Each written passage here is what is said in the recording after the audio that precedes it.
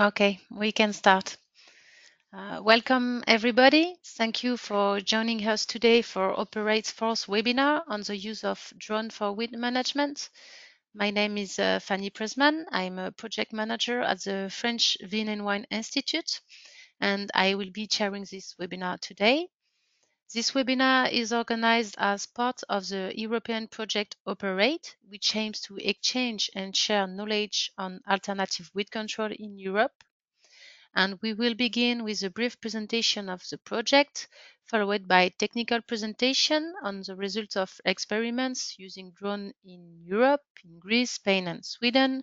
And to finish, we will have a concrete example presenting the technology developed by the company SprayDrone.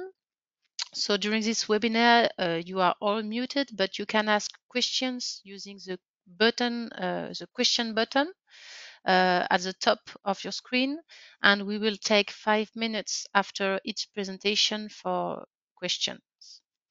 So I give now the floor to Olga, which is the Operate Coordinator, and she will give us a very brief presentation of the project. Olga, it's your turn. Thank you, Fanny. I hope you can see my screen now. Yeah. Okay. Perfect. Thanks so much. Hello everyone. Welcome to our fourth webinar on drone technology applied to weed management. My name is Olga Kriesi and I work as a research associate at Agricultural University of Athens and the Smart Farming Technology Group. Our project coordinator is Professor Spiros Foutas and I am the project manager of Operate. So just a brief introduction to our project. Operate is a European thematic network having as a base 8 operational groups and focusing and supporting alternative weed control solutions.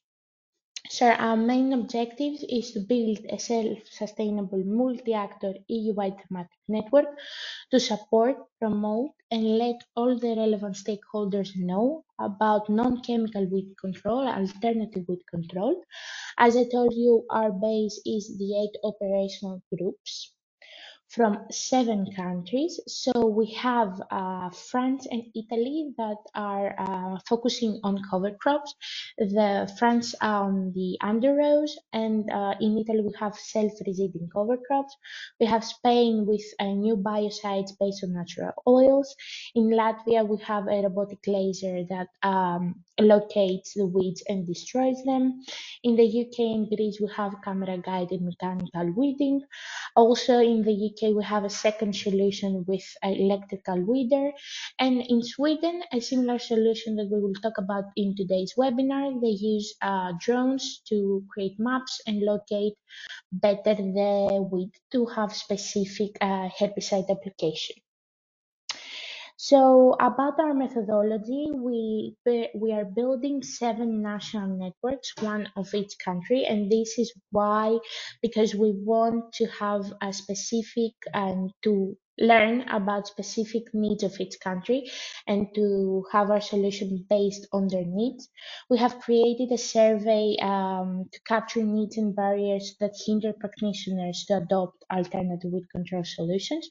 And also we did a literature review on all the available solutions out there. So we gathered every solution, both scientifically and commercial, and we stored them to an inventory.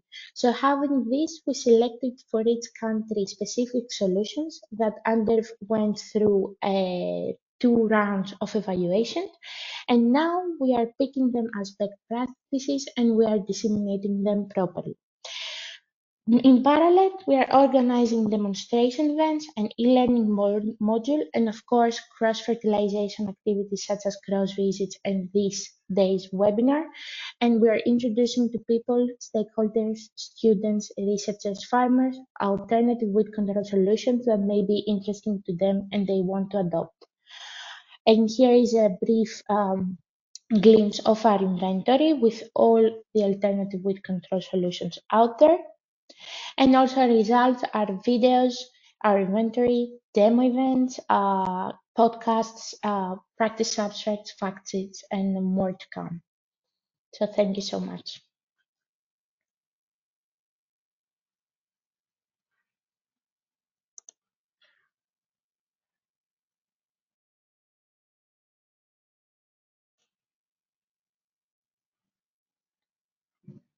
Great. Fanny, will you make an introduction or shall I just continue straight ahead?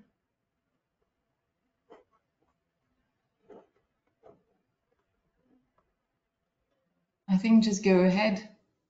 Okay, perfect. Yeah. So let me share my screen first.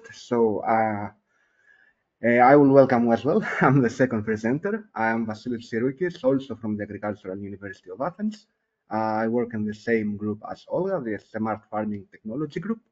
And today I will be leading the session for spraying drones and their applications towards alternative wind control. And we will also showcase a bit of the experimentation, let's say, aspects of UAV drones. We will first see a few things about regulatory aspects because it's quite a delicate subject at the moment. And then we will, of course, see some results and some trials that we have conducted within some other projects that cooperate with our current project operate, of course. So, to start with the presentation, I have a brief layout that I have already explained, and to not waste any more time, I just want to give a very brief introduction of what spraying drone is for those that might not be that familiar. So spray drones pretty much is any flying machine that is capable of applying for, any agrochemical at a desired rate close to the canopy. And that close to the canopy usually refers to an altitude of 5 meters above ground level, maybe less, maybe 1 meter or two higher. But in any case, we talk about a platform that operates at very close proximity to the target. And this is a very critical aspect because, as we will see later on in the legislations, the main reason that the UAVs are not as widely adopted as they might, some might consider that they should be, is because they are not commercially, let's say, legally to be operated at every case. So, this technology, however, has been very popular for some years now with farmers, and this is something that we have seen in numerous EU countries. For example, in Greece, if someone travels to the northern parts where a lot of maize fields or cotton fields or rice fields exist, you will encounter a very futuristic, let's say, landscape where you will see left and right various fields that drones fly over them. And that's for a reason. That's because UAVs, spraying UAVs, have numerous advantages compared to terrestrial machineries, and of course, farmers have identified them and they have adopted them. Now, what are these advantages? So, first of all, this is not something directly related to herbicide applications, more or less crop protection applications. So, when we apply fungicides, for example, which is very commonly used, or also growth regulators. So, whenever we have a certain crop with thick foliage, uh, from an engineering perspective, drones tend to be very efficient because they can easily penetrate these layers of foliage and they can actually provide a more homogeneous, let's say, spraying profile. Now, on a more direct benefit to herbicide is that they practically eliminate soil compaction. There is no machine stepping on the field, so they eliminate that entirely. And a similar advantage is that because we have no terrestrial machine cruising the field, they actually eliminate dangers related to potential accidents with terrestrial vehicles. When, for example, we have a field with a very steep slope, there is a very high risk that the terrestrial machinery, especially when carrying a heavy sprayer with it, it might flip over. And that, of course, does not apply to drones, where they usually have altitude regulation sensors, something like a simple 2D lidars, for example, active sensors, that they can simply follow the terrain and make these applications without any risk for the operator himself. And similarly, again, I will talk a bit about the northern countries, the southern countries, excuse me, where we traditionally tend to have some outdated, let's say, fleet of machinery. It's very common to see farmers conduct spraying applications with literally no protection whatsoever. And here, drones can also offer an advantage because they operate remotely. They are not close to the operator. So when we have, for example, a very dangerous agrochemical for human health, this distance actually safeguards the operator. And then finally, because we talk about a machine that is usually comes integrated with highly accurate positioning systems, such as RTK GPSs, they do enable highly targeted applications of low dosage compounds, and that's because practically they can carry a very small let's say, volume of agrochemicals, and we tend to do what we call ultra low volume applications. We end up with a very thick spraying solution, and this all comes together with the highly targeted abilities that they offer. Now, as explained already, the basic methodology is that we design a flight path beforehand, and similarly to monitoring drones that some of you might have already operated, we determine the parameters of the flight, such as the altitude, the speed, and now instead of photo capture, we have a spraying application. Everything is designed beforehand, and then we just send the flight plan over to the drone, and it executes it operately. It comes back whenever the tank is empty, whenever it needs a battery change, etc., etc. So, before we move to the legislative parts, application theory, why is it so, why people think it's good? And there are several engineering principles behind it. And one of the most, let's say, fundamental ones is that because you have a machine that roughly weighs 40 or 50 kilograms, and this machine tries to levitate, it requires a substantial amount of energy to do so. And this energy comes from the propellers that creates a downwash, what we call the downward currents. And these currents have double benefits. They first of all, as you explained already, they make the droplets penetrate the medium levels of foliage of canopy easily. And also they create a barrier that prevents the droplets from escaping from the target area. And this is a very critical parameter identified by the EU as well, as we will see in a bit. Okay, we have this solution that has several benefits. It's not, of course, an opium.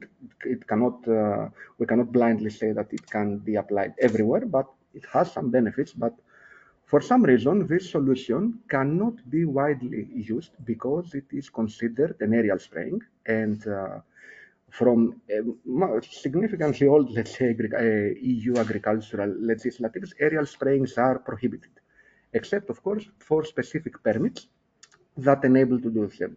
So, for example, if you have a very steep slope and a topographical, let's say, survey, in most countries, a permit might be applied. But nevertheless, they are prohibited. Although, as you can see in the final bullet that I have here, the EU has been actively trying to change that. And for that reason, they have recently, and by recently I mean 2 years ago, they have started promoting EU's spraying UAV-specific research topics under Horizon projects, which is arguably one of the largest, let's say, EU funding schemes, where they actually provide funding for research to be done so that concrete evidence can be collected and so that whole legislation part can be eventually updated, which will include several benefits like the manufacturers of agrochemicals. They will be able to create UAV specific products because right now we just borrow the conventional ones and we adjust the dilution rates, which is okay, it works, but it is not optimal, of course. And the other challenge that we face with spraying drones is that similarly to any other piece of spraying equipment or spraying machinery, there are a lot of false notions associated with its usage. So, for example, for spraying applications, a lot of farmers are convinced that the more I apply, the better results I will get. And this, as you might know, it's associated with numerous benefits from ending up creating toxicities within our own fields to higher tolerance, all the way to just having very high drift rates. And this drift rate especially is something I'm going to focus heavily in my presentation because it's a very critical part and one of the major threats coming from the agrochemical contamination coming from agriculture, as it has been identified by the EU. So drift is essentially the displacement of any form of droplets or agrochemicals in general from the field of application to neighboring areas. So these neighboring areas might be high-risk areas like water bodies or populated areas, or in most common cases, we end up applying the same agrochemical to a neighbor's field, which then stacks and creates undesired phenomena. There are two types of drift: particle drift, which is the direct one, and the other one, vapor drift, is when we have residues of agrochemicals. They end up evaporating due to being in open field conditions, and these airborne now substances do travel quite some few distances. And drift is one of the three major pathways of agrochemical contamination. The other two is leaching and runoff. But because the drift is the first one that can be mitigated, this is why a lot of research is focused on that specific part, because with proper application and proper knowledge, it can be mitigated. So, why drift is very important? I will not say a lot of that because it makes total sense, and I think most of you have already understood that by losing agrochemicals, I end up with lower deposition rates where I want them to be. So in my field, I actually end up sending them elsewhere. I increase the cost of my applications and I get nothing in return. So of course it increases production cost with no benefit whatsoever. And when I talked about mitigation, similarly to conventional spraying equipment, the first thing that comes to mind is the application end, so the nozzles. Heavier droplets are usually more resilient to wind, so they are more difficult to be swept away by the wind. And this is why anti-drift nozzles usually produce larger droplets. On the other end, lighter droplets, they do have the advantage that they can sometimes penetrate foliage easily, but again, they can be much more easily to be swept away. Now, for drones, the specificity that we have compared to terrestrial machinery, we have an additional, actually two additional parameters. Operating parameters such as pump pressure, cruising speed, but in UAV, because they levitate, we have two more. The first one is the altitude of the aircraft, and the second one, because we have that altitude in row crops, we can actually be more flexible with the positioning of the aircraft. So as you can see here, for an example, in a research that we have conducted in vineyards, one of the parameters that we tested was the positioning of the drone related to the rows, whether the drone being directly above a row or between a row. And again, creates a very complex system because this has to do with the wingspan of the drones and, of course, the spraying angle of the nozzles. So now that we have seen pretty much what happens with the spraying itself, I'm going to say a few things about the experiments we have conducted so far and we continue to conduct. So we try to first of all test and assess how well this new machine works and whether it is apparently able to replace conventional sprayings eventually when they become widely available and the legislative barriers are lifted. And of course, because it's pretty much a new technology and there's new uncharted grounds here, we try to identify as many risks as possible and create relevant strategies to eliminate them. So having said all that, I'm going to move a bit to the experimental design and show how experimentation is done in this field. So practically there are two things that we care about.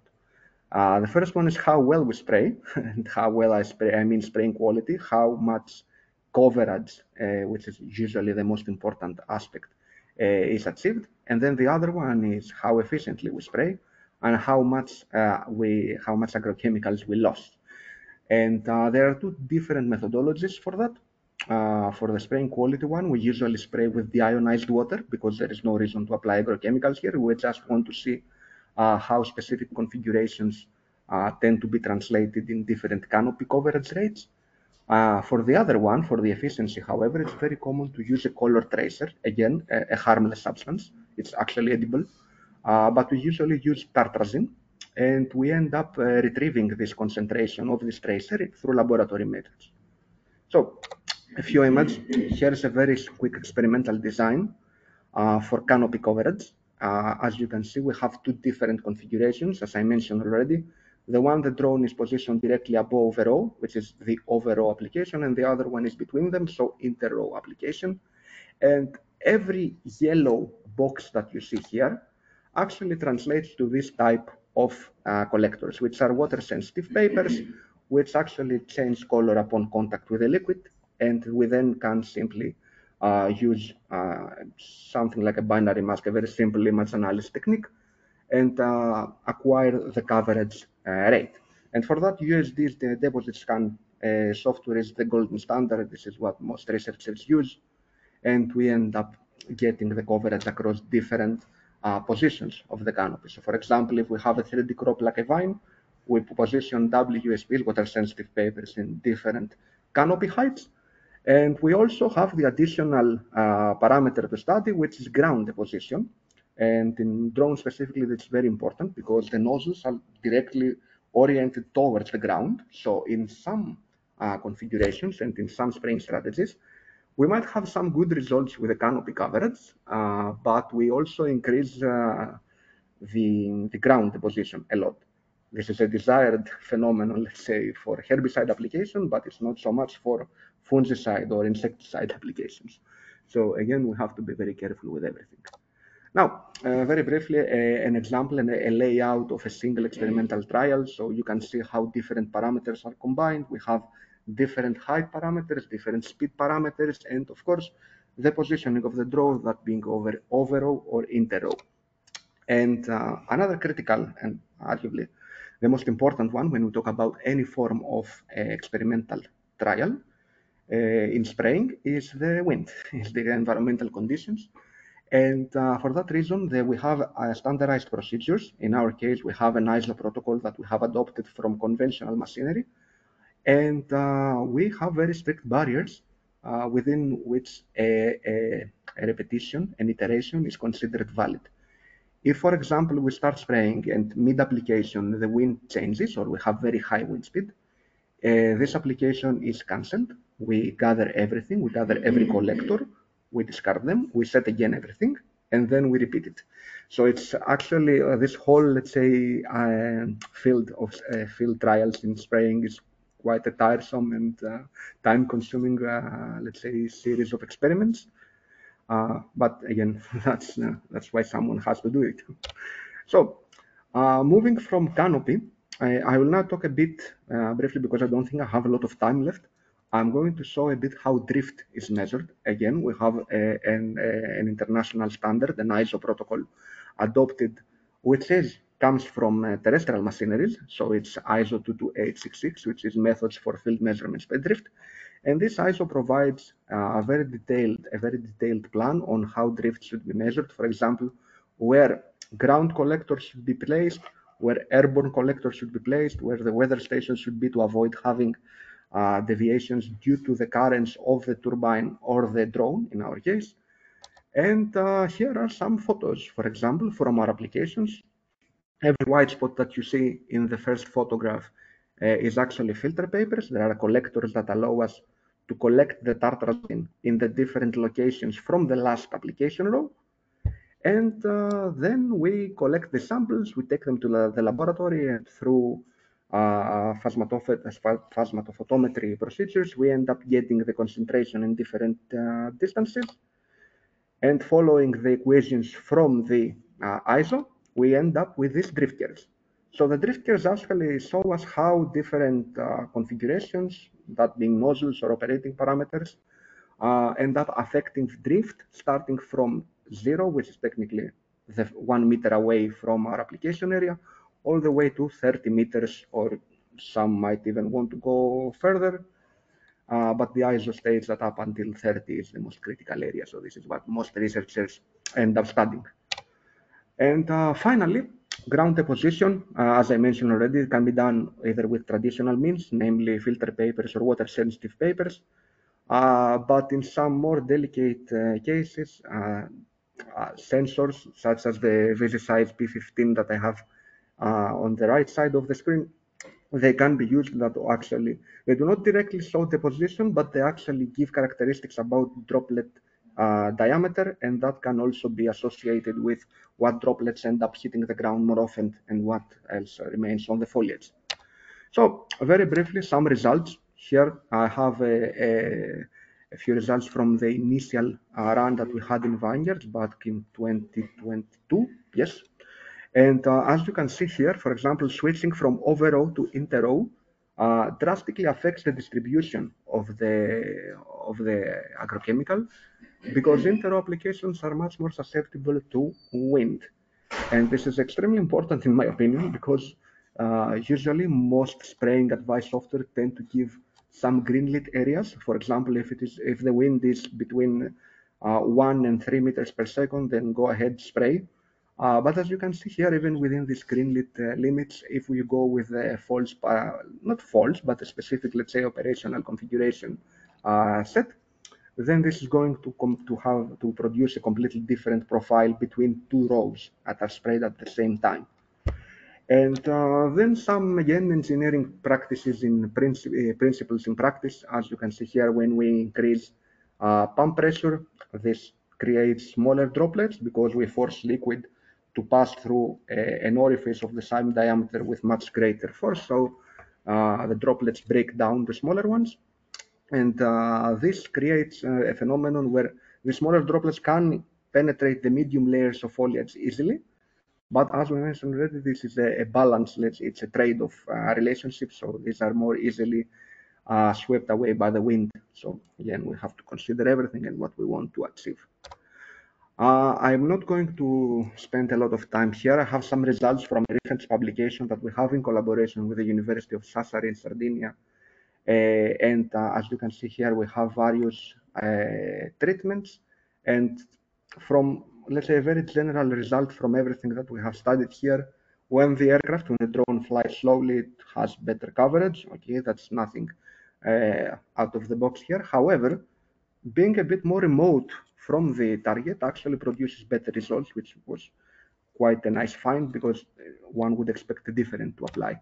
So for example, here, as you can see, the general, let's say, guideline that we have produced from 1 year of experiments is that a flight altitude of 2.5 meters and a flight speed of 1 meter per second is ideal when we want to target the foliage. So, and then finally, that's the final slide, I have compiled pretty much everything that we have done, every research that we have done on drift in vineyards for the last 3 years. I have created this average curve. And for me, what's very interesting is that drones are exceptionally good at mitigating spray drift. So as you can see, the green curve is the terrestrial operations, and then the orange one is overall, blue one is inter-row for drones. And as you can see, it's past a certain distance, 7.5 meters to be precise. Drones have actually so little drift that are not detectable with the laboratory methods used by the ISO. So for me, that's actually a great result because it's what the EU wants. So that's the concrete evidence they are after, that drones have absolutely no reason to be considered in aerial spraying, similarly to how traditional airplanes were used back in the day, spraying from 50 or 100 meters. And for that, conclusions, I have already mentioned them all. So they are an excellent solution for some crops, not every crop, however. They do have some limitations, and that's something a lot of manufacturers mainly tend to oversee. And finally, that we have to be very careful because we still apply agrochemicals. It's a spraying application, and knowledge on what we do and what we want to achieve and the impact of what we are going to do should always be considered. And then, of course, because one might imagine that, it's a new technology, okay, it works, I'm going to use it. Legislative framework should always be advised. Most EU countries have a common one. We share the guidelines, but some countries, for example, Bulgaria, decided to recently change their national framework and allow spraying drones. But again, in any case, the framework should always come first before conducting anything with spraying drones. So that would be all from me. And Fanny, I would like to ask, because I think I took some more time than I should have, is there time to show the video? Yeah, it's a short video, right? It's less than 2 minutes, yeah. Yeah, you can Perfect. pass it. And anyway, there is no question on the question room. So I remember all the participants, if you have any question, you should put it on using the question button at the top of your screen. Perfect. Thank you so much, Fanny. So here I'm going to show you a herbicide application that we conducted alongside Bayer within the project Icarus. It is a project that collaborates closely with Operate, and it has a specific national use case that has to do with spraying drones. And we collaborate with the National Crop Protection Association, and they in turn bring a lot of companies in our working group, and this actually benefits us because we have direct contact with the market. So that one specific trial, as I mentioned, has been conducted with Bayer. of course, under specific experimental permits that we have obtained from our National Aviation Agency. And we have created this nice, let's say, video that I'm going to show you. The application that we used, the herbicide that we used was Bayer's Laudis, for those that might know. And just let's just see the footage. I don't think we have sound, but let me up it. It's just music.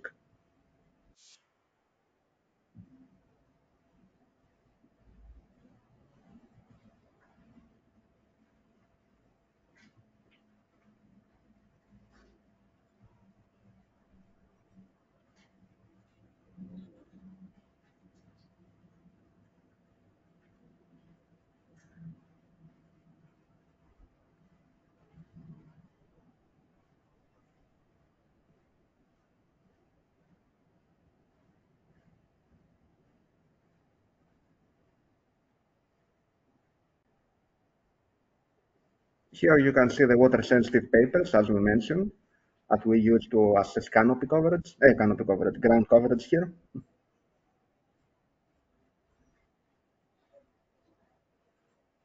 That's all. It's actually yeah, much shorter. That's a good thing. So that would be all from me. I'm closing the screen, the sharing, and I am back to you. Great. Okay, thank you, Vasilis. There is no question in the chat, so Great. I suggest we continue with the next presentation. So now we will have a presentation from Javier Santiago, which is working at University of Santiago de Compostela, and Javier will present us the use of drone in agroecological weeding practices.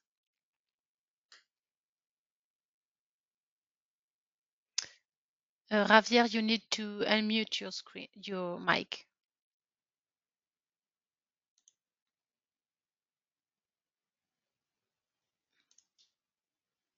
Yeah, you're still muted, Javier.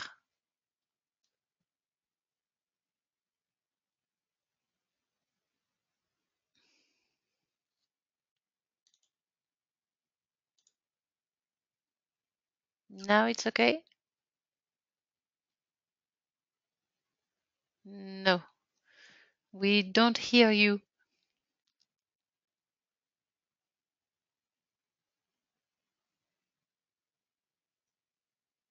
Javier, we don't hear you.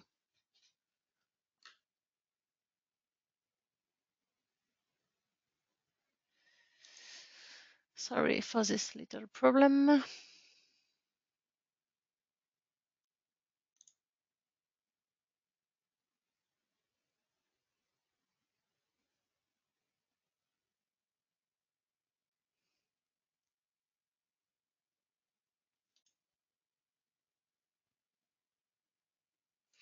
Could you check the parameter of your mic?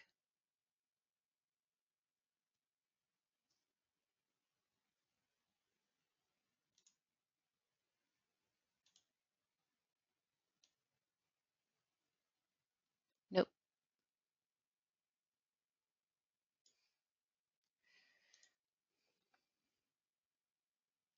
The sound is not working for Jose.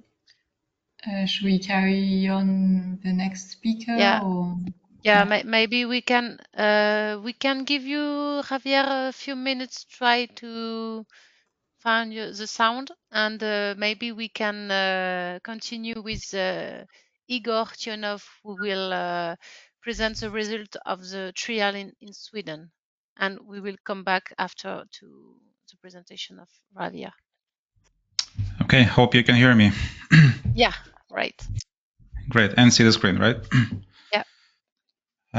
Okay, hi everyone. I'm Igor, founder of Solvi, and today I'll be talking about the different ways of mapping weeds with the drones. But first, a quick introduction for those who don't know. Solvi is a web-based software for analysis of agricultural drone imagery, and our journey started almost 10 years ago from a project with the Swedish University of Agricultural Sciences, or short SLU. And technology back then was not as easy to use. It was quite complicated, both when it comes to hardware and software.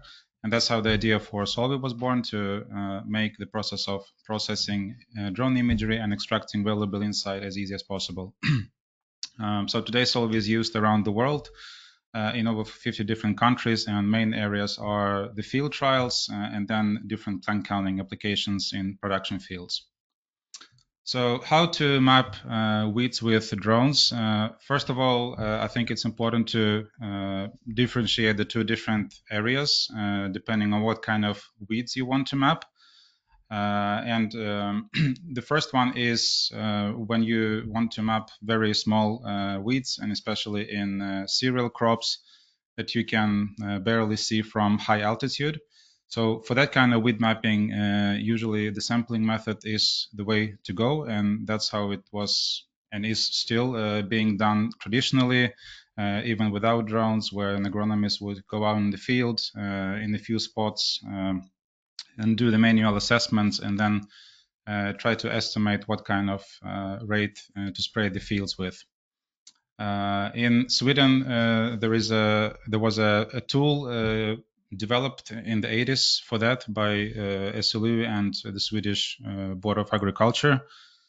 That is called DOS-Niken, which, if you translate it literally, it's DOS key. And it's a manual tool where the agronomist would make these assessments in different parts of the field and estimate the weed coverage, the crop coverage, and other factors like soil type and weather condition, and essentially calculate a score, and based on that decide the spraying rate. This tool is not widely used today, and it's not either customized for today's technology, where you have the technology to vary the spraying rate. But that's the project that, together with Thomas from AgriVest and other agronomists and researchers here in Sweden, that we initiated and conducted from 2018 to 2022, so over a 5-year period, where we tried to digitize this tool, and instead of manual assessments in very few spots that you would traditionally do it with the drones on a larger scale. So as a part of this project, we first tested different drones and cameras and different altitudes at which the imagery could be collected, and see which gives best results. And we came to the conclusion that best images are taken at 3 to 5 meters altitude, and also when it comes to which density you want to collect the imagery with, 6 images per hectare, 30-40 meters between the images approximately, is what gives best results, and there is no additional benefit of taking more images. We also developed the flight planning applications to collect images in that way, because there was no off-the-shelf flight planning software to do that. And one very important aspect was also to make sure that the drones actually maintains the altitude above the ground that is required, so 3 to 5 meters, because in many fields you will have elevation differences. And if you take off-the-shelf software for flight execution, the drone will usually keep at the same altitude relative to the starting point. But if the elevation drops, you obviously need to adjust the altitude.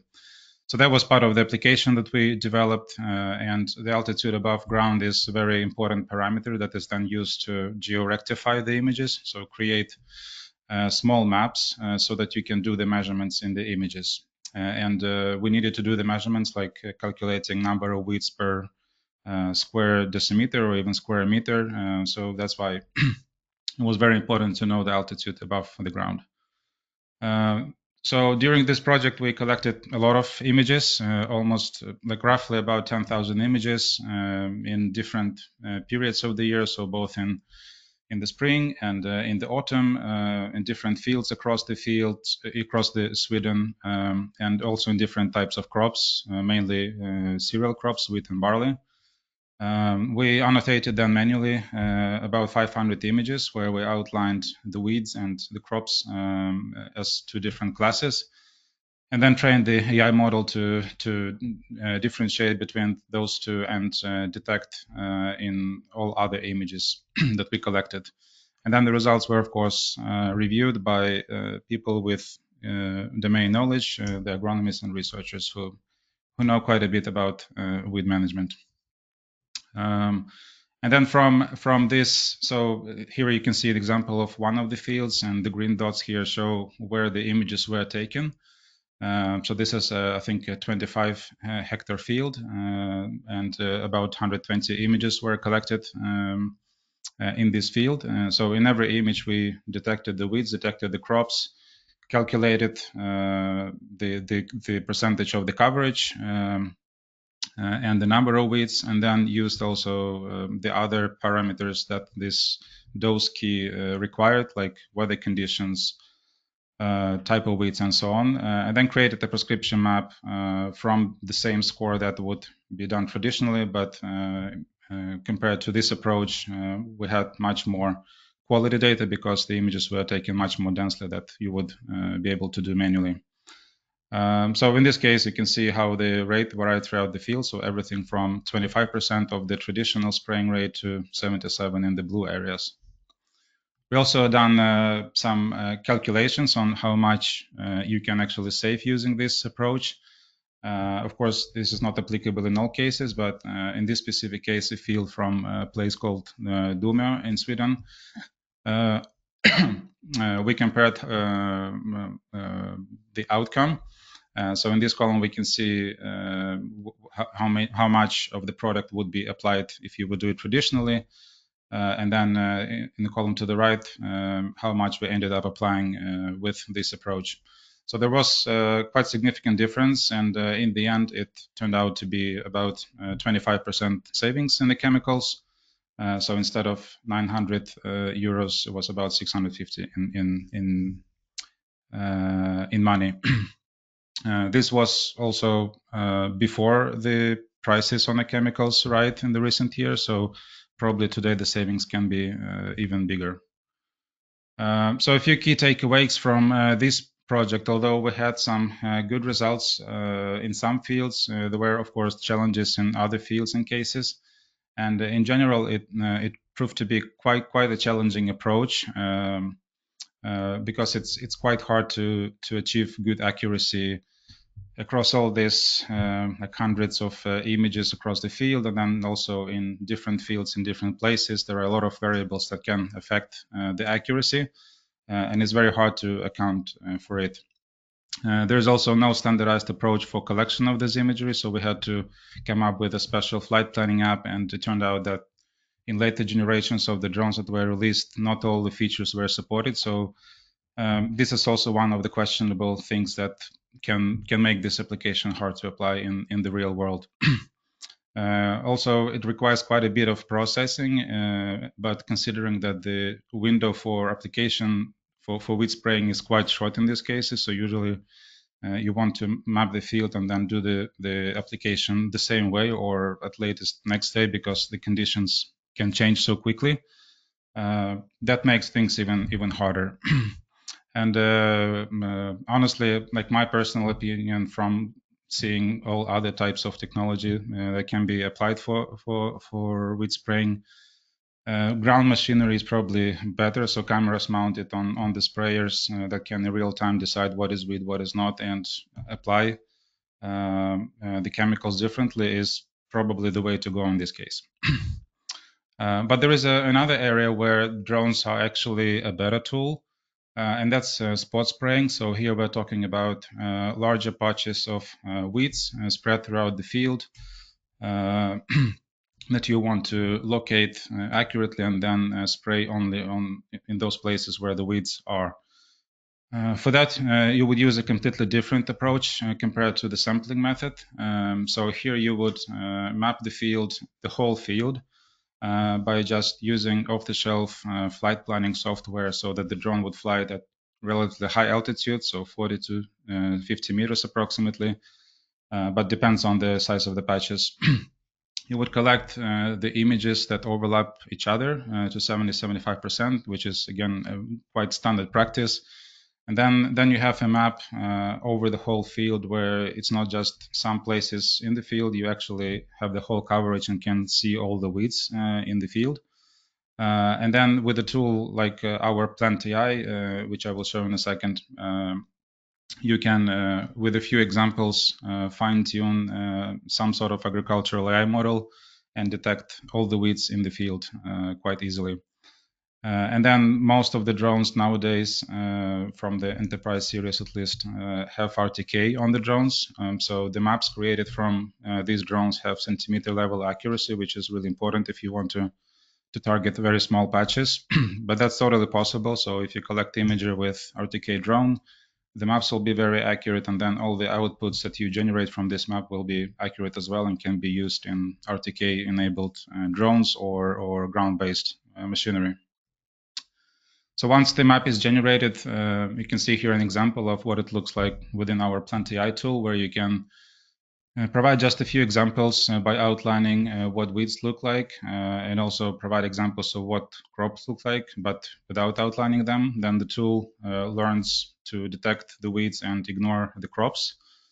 So it's really a simple approach, and in this case, just 2 examples is enough to then generate the map over the whole field and detect the weeds in the whole field. So these red dots here show where the weeds were detected, and if we zoom in, we can see how the polygons outline the weeds. And this is all georeference data, so every such polygon is georeferenced with quite high accuracy.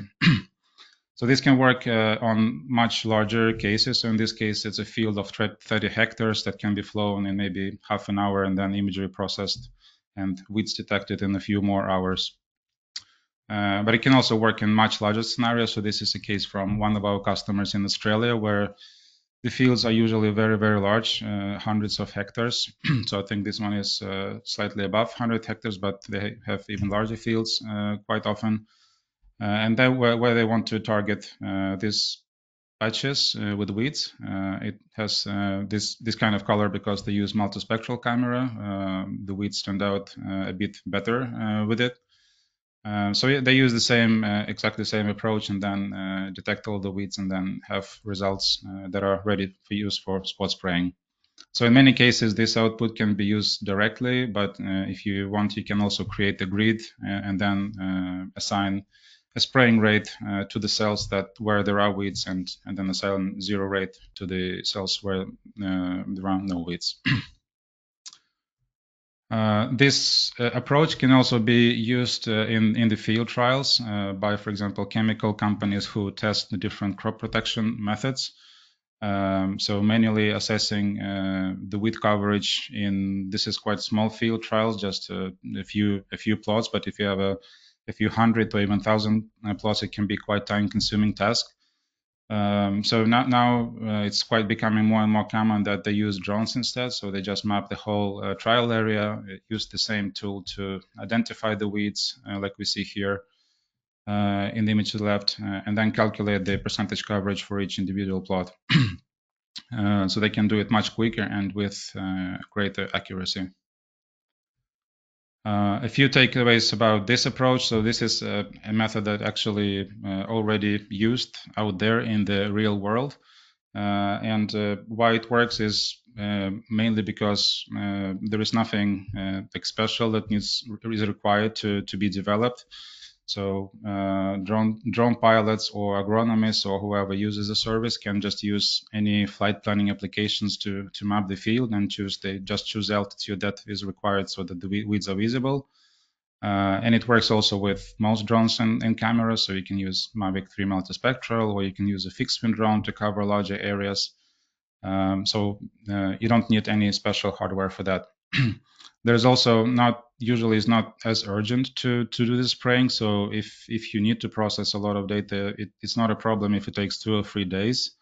So that simplifies things a bit as well.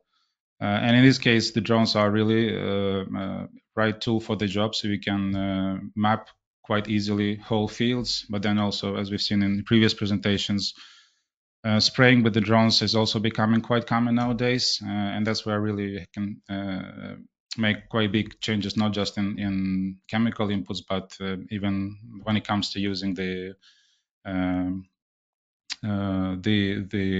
what is it called, the safe on the fuel. So with that, that's everything I had for now. If anyone is interested in trying the drones and start analyzing the imagery in their trials or production fields, we have a few articles on our blog where you can dive deeper into more specific topics. And if you have imagery and want to try it out on your own, you can always sign up for a free trial on our website, which is solvi.ag. Thank you. And if you have any questions, I'll be happy to answer. Yeah, thank you, Igor. In fact, yes, there is one question. Based on what data you make a decision to reduce the dosage? With density? Or do you, I think it's relating to The first approach, yeah. the first, yeah. Or do you change the percentage of spraying by reducing the pressure or changing nozzles? Sorry, can you repeat the last part? Or do you change the percentage by reducing the pressure or by changing nozzles?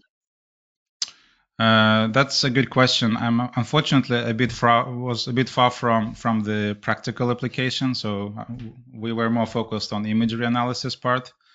I don't know, maybe Thomas knows the answer to these questions. Thomas was also part of this project.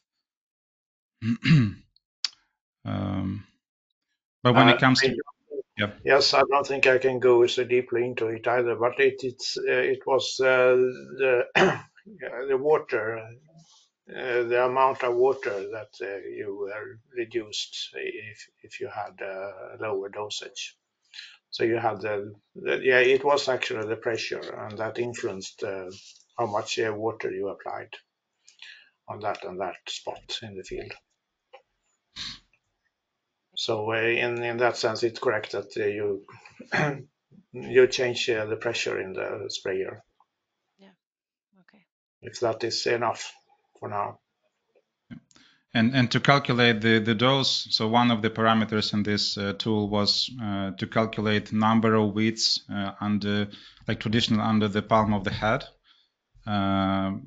which is very tricky also from the drone imagery, because very often the weeds are not fully visible and they overlap. So if you go out in the field and do it manually, you can you can do it probably better. But with drone imagery, it can be sometimes challenging. But that's what we use. So we calculated number of weeds per square decimeter and then extrapolated it over larger areas. But then there were also other parameters as well.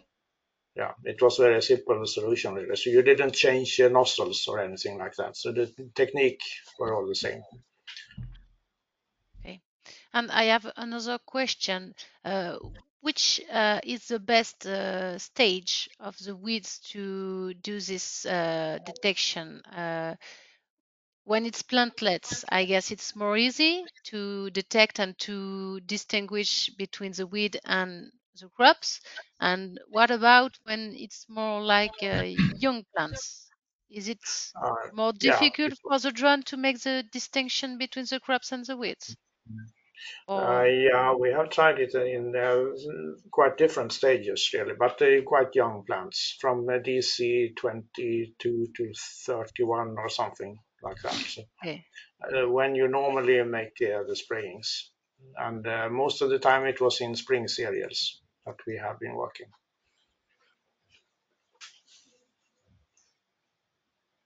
Yeah, typically it's as long as you can see the weeds. So you want to catch the growth stage when you still see the weeds from above. And that's also the tricky part, because if it rains and then if it's warm, like a lot can happen in just a single day. So you really need to time the flight correctly to be able to use this application.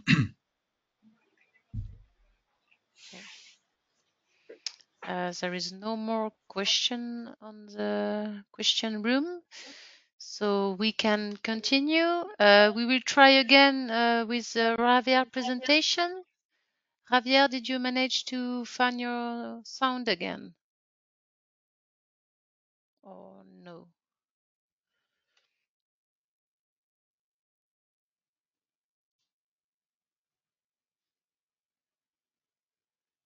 Yeah, Javier. Yes. Sorry, do you hear me now? Yeah, perfect. Okay, sorry about the previous problems.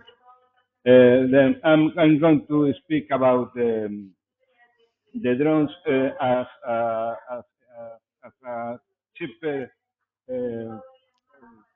way to found the width. There is a strategic European plans to reduce the herbicides, the use of the herbicides. We need to know where is exactly the width to use less herbicide.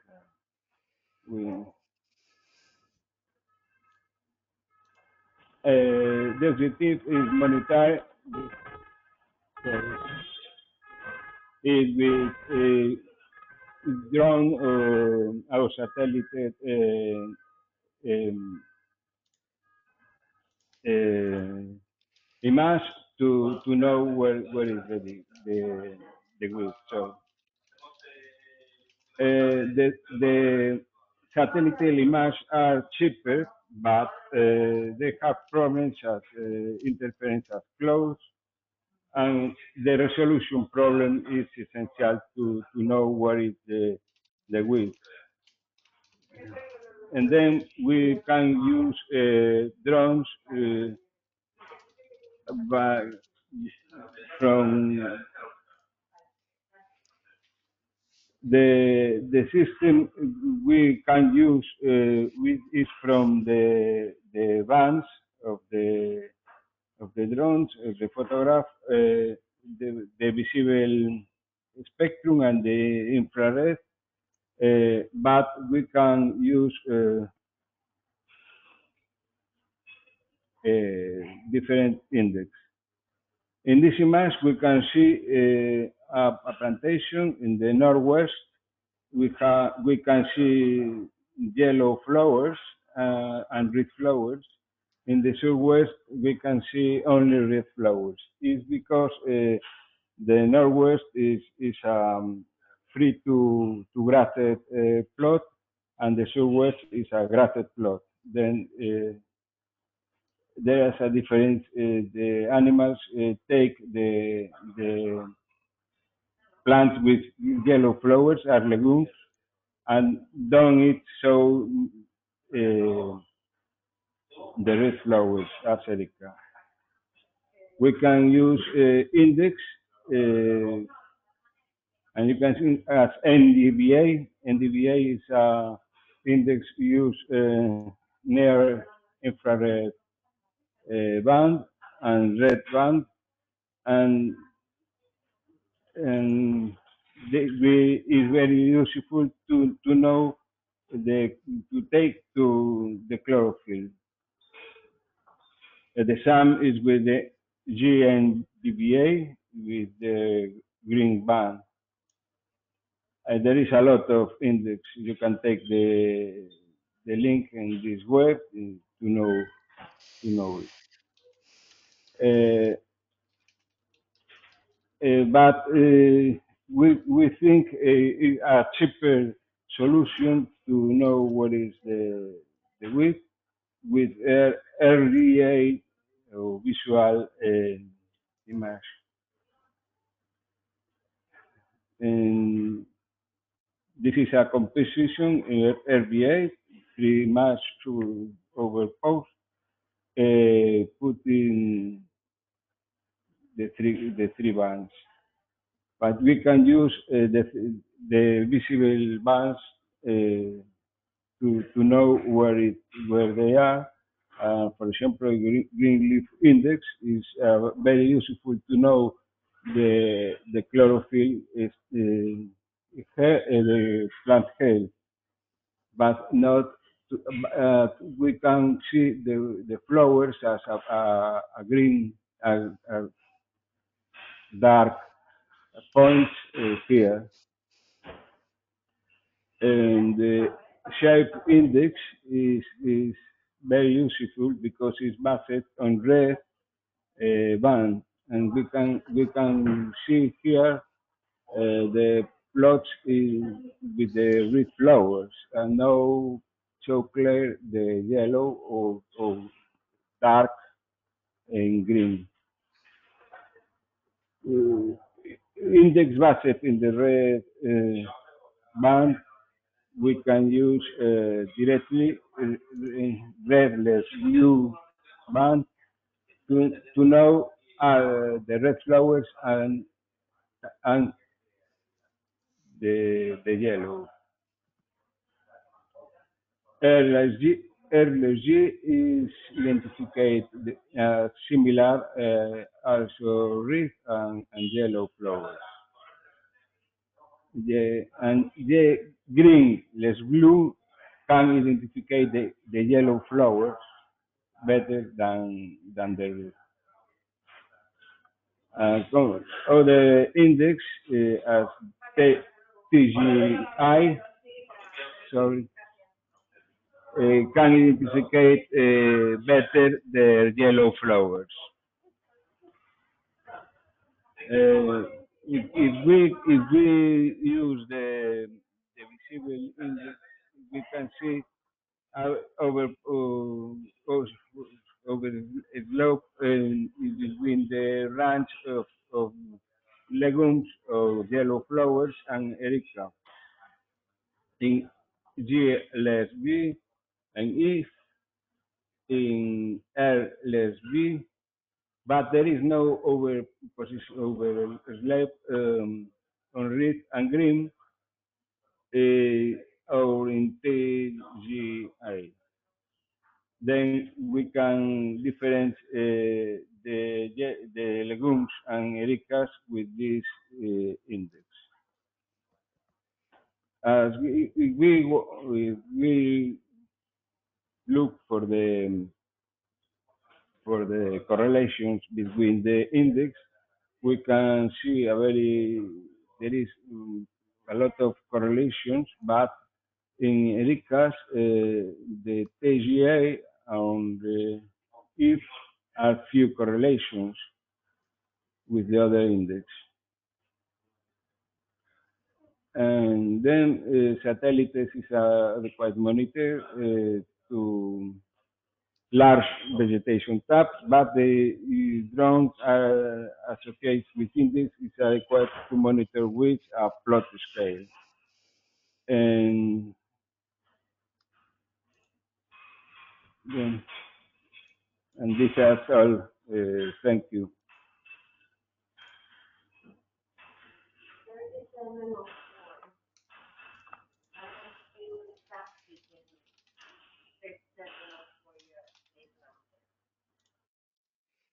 Okay, thank you, Javier. I'm very sorry, but we had a lot of questions. In fact, we had some technical problems, so the question didn't appear, but we have all now. So I try to take it from the beginning. So we have a question for Vasilis, I guess. It's a question about do we need a specific preparation of herbicide solution to spray with drone? Are you still here, Vasilis? Or maybe Thomas, or I don't know, Igor, if you already made some spraying with drone, maybe you can answer the question. There is also a question on if spraying with drone is allowed in Sweden. I can answer that because that's what I do. But definitely it's not allowed, but we are working on it, and you will hear a bit more about that in my presentation. But for now, it's not allowed, but we may be able to start some testing by next year, but it's going to definitely be a testing phase before it opens up for everybody. Okay. And what about the herbicide formulation? Do we need a specific herbicide formulation to spray with drone? And is a new herbicide formulation could be mitigated drifting issues? It's for you, Vasilis, I guess. So, first of all, apologies, I was outside. Can you please repeat the question? Because The question is, do we need a specific herbicide preparation to use in the drone, and if there is a new herbicide formulation, can mitigate drifting issue? So, drifting issues, I will start with the second one. Drifting issues are not that related with the herbicide consistency, let's say, or density itself. It is more of an equipment preparation or selection even. So, for example, the nozzle type and the operational parameters that we decide to apply this agrochemical with. So it's not directly related to the chemical itself, but how we use it.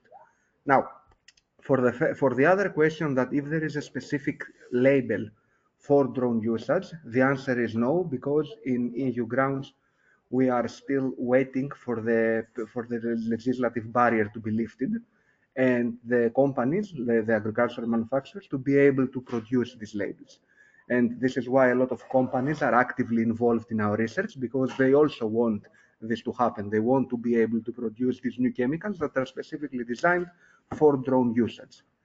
And for the first question, for the preparation of the agrochemical itself, there is one specificity. So, for example, the mixture process, because most drones, for example, I'm talking about DJI, the Chinese manufacturer, which is by far the largest one in the world, they do not come with a mixturing system integrated. So, to this end, it's usually a good practice to prepare the mixture in a different larger tank, and then this tank slowly refill the smaller tank of the drone little by little.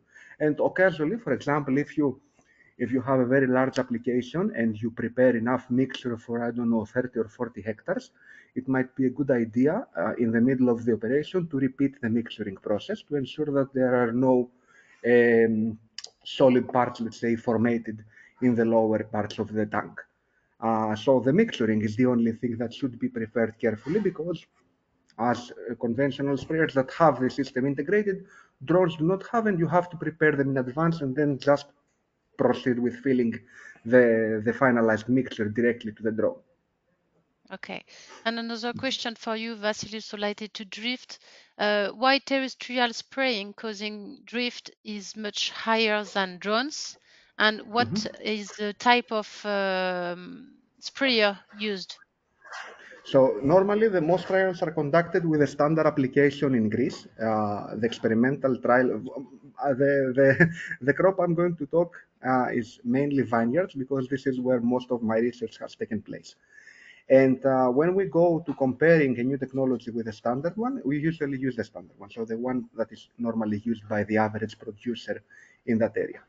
In that case, the vine sprayer that is used, the boom sprayer, the mist sprayer that is used in the experimental field that we conduct the trials is a standard, almost 15 years old. It's quite an old piece of equipment, mist sprayer that operates at 10 bar, which is quite high, and it has a total volume of roughly 600 kilograms, so 600 liters. What was the question again, Fanny? Because I started. Sorry for that. I started answering. It was why the drift was different between terrestrial drift and drone drift. Why the terrestrial one was higher? Yeah. So for me, there are two reasons to explain this. The one is that, as mentioned in the presentation, the UAV is in a much better position to mitigate drift because of the downwash.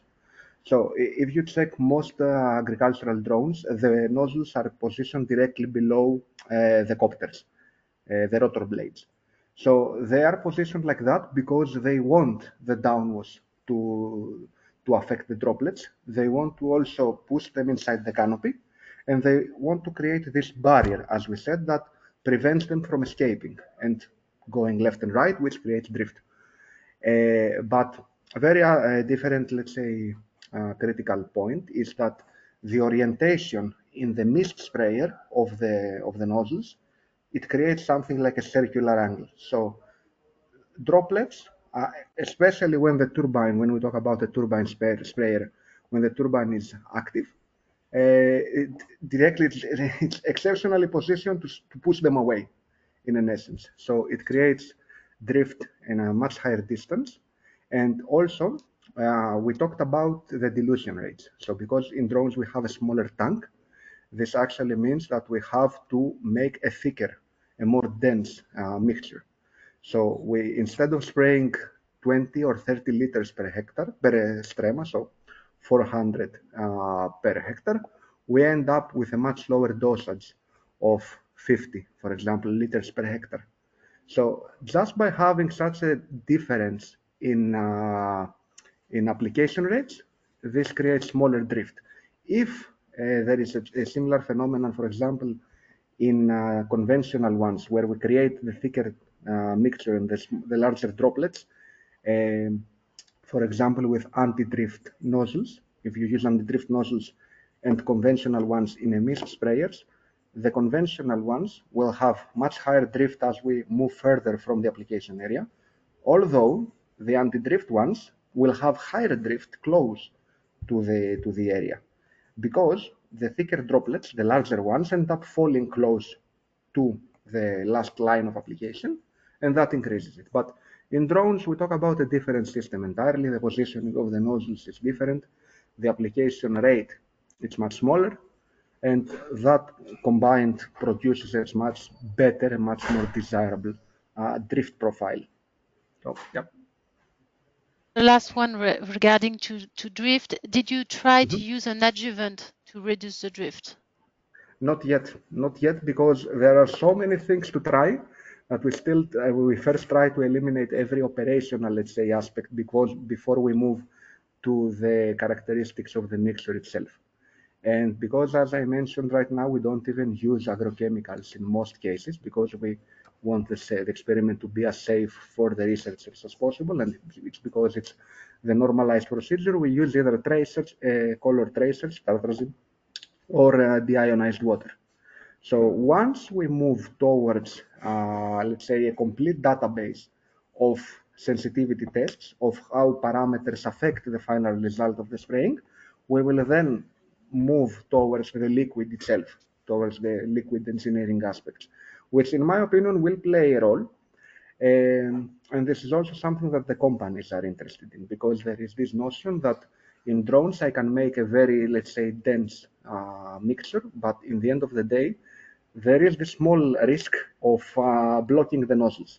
So if you create something very thick, you end up, it's borderline not liquid. It's very rare because in most cases you still use small rates of agrochemicals, not enough to create such a thick mixture to block the nozzles, but it's a risk that is present. So yeah, to answer your question, we haven't started yet. We plan to. Okay. Thank you, Vasilis. We you. have some question for Igor. For plant IA, the farmer would annotate only few images and train a new model specific to his field. And does this method also work for weeds in green meadows, as detecting sparse weeds between crops is easier than identifying weeds surrounded by green meadow? Right. Yeah, I already received this question by email. Okay. Perfect. But I can answer yes. So you fine-tune this base model that we have behind the scenes that is already trained on a lot of agricultural data. And it happens in real time, so maybe it takes 15, 20 minutes to make an iteration where you provide a few examples, you run detections, you see what it looks like, and then you can refine the results. But that's usually the process, yes. And then it works on in all scenarios where you can somewhat clearly see the weeds. So even in green on green scenarios, as long as you can see some sort of unique pattern about the weeds that you want to identify, you can train the AI to detect it. Okay.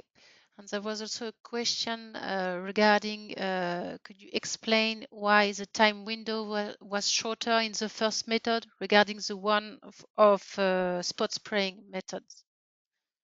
We have to do the map and the spraying on the same day, right? On the first method. Yeah, I mean that's usually how it is. Yeah, so when you spray cereal crops, you want to spray it at certain stage, and like I said, a lot can happen in just like 1 day or 2 days, depending on the weather. If it's warm, the crops develop very fast. So that's why timing is really important.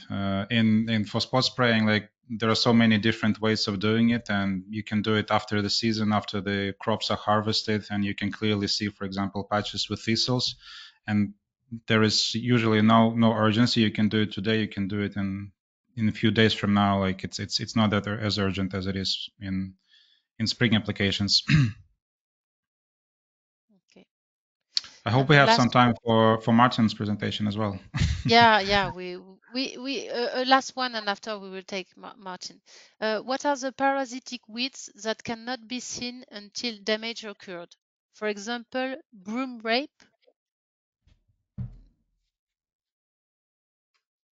For you, Igor, I guess. Is that a question for me? No, Yeah. I'm not an expert in this. Okay. But we can continue with Martin's presentation. Emma, the webinar will be automatically closed at noon, or can we have some time? No, we can still have some time. Okay. Okay, do you hear me? Yeah. Yeah. Okay, my presentation is not that long, so there will be some time at the end as well. Welcome to this presentation. My name is Martin Braun, and I'm the founder of SprayDrone. And I've been spraying Sweden green with water since 2020. So we were 4 years too early to the party, and unfortunately the party hasn't started yet. Let's see. You have the good here? The good, let me see. Can you put you No. in Okay, presentation here. mode? Yeah. All right, okay. So SprayDrone started as a heavy lifting drone builder, and in 2020 we built the Viking 8. It was a beast, and it could lift 70 kilos, which was a lot in 2020. This drone got a lot of publicity, and we got contacted by many agricultural and forestry companies. And we even built this spray boom on it, and we were ready to go. Unfortunately, after doing more research, we realized that this was not going to be so easy. And the offenders are right here. And I have no problem understanding why the regulation came in when you're looking at this photo. But the reality is a little bit different for us today. We have done many demonstrations over the years, and 2 months ago we did a demonstration with all the government bodies that makes decisions in Sweden, and they were very positive to testing and starting, but we still have a little bit ways to go. But I have some other positive news actually from Finland. Finland just came out from the government and said that we're going to start full on with testing with drones and spraying from next year. So I think it's just a matter of time before everybody starts with this, and I think we're really close. But at least some countries have to start, and the other ones would follow. And it's very good news that Finland is now starting. So while we're waiting for the approvals to get started, the drones and the system keeps on getting better and better, and especially the precision. We've been using the DJI products for the last 3-4 years, but it was only when we started using this new drone, which is called the Wonder Drone, that we see the real potential of the spraying drones. It is open source, so it's much more easier to set up particular projects. If it's something that is a little bit different than the typical DJI spot spraying or normal spraying, then it's very, very complicated with DJI because it has a locked system. But with the open source, we can do many interesting projects, and I'm going to talk a little bit more about that later. So I'll put the video on here. Of course, the drone is fully automated. And what is kind of cool with this drone is that it has a spot spraying application.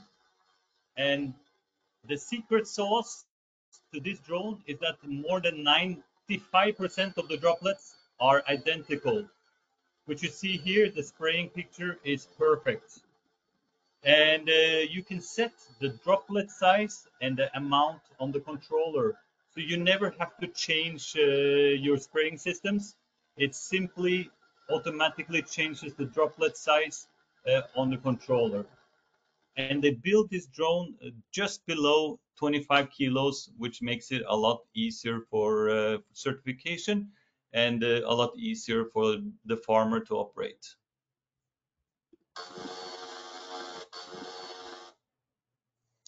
And this is why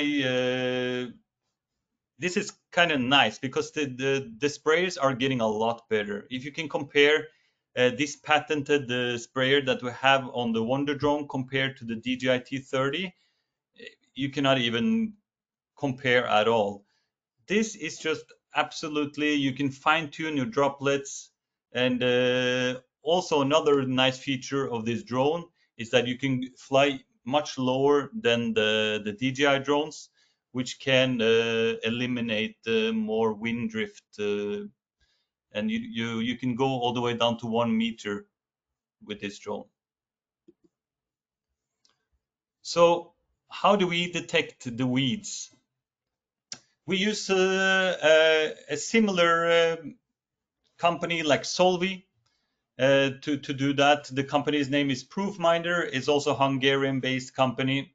And we are at the moment building a library of weed algorithms with them. And we also use the same picture recognition to create these AI algorithms. But the nice thing, which also Igor said that he can do, is that when the algorithms is set, all we need to do is a scan with the drone, and we get the result of where the weeds are. And it also comes into like a work file. So all we need is to download this shape file into our spraying drone and decide how much liquid we want to put out, and the droplet size. You put and you decide how high you want to fly, how fast. You put go on the controller, and it would automatically go and spray all the patches of weeds.